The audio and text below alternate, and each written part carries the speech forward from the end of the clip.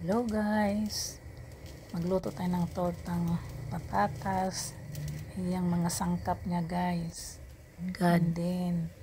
Hello guys, magman tayong patatas.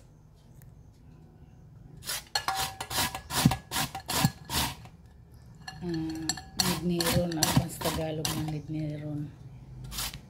God. Tapos lagyan natin rin ang patatas. Itlog.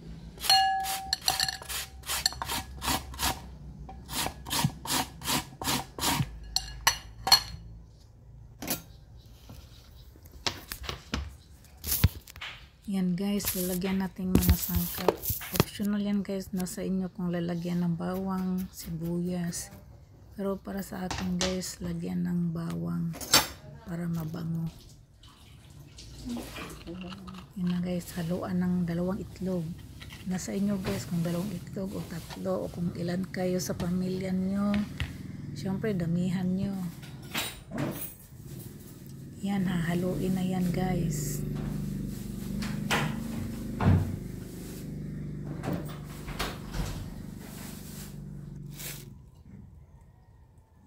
Yan, halo na yan.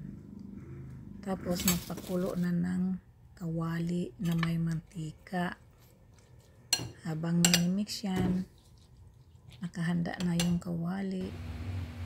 Yan.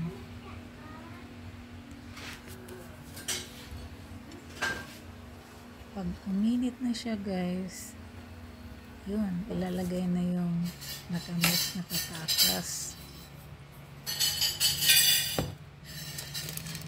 Yun, lalagyan ng according to your taste, asin, itchin, bahala na kayo guys kung anong mga timpla nyo.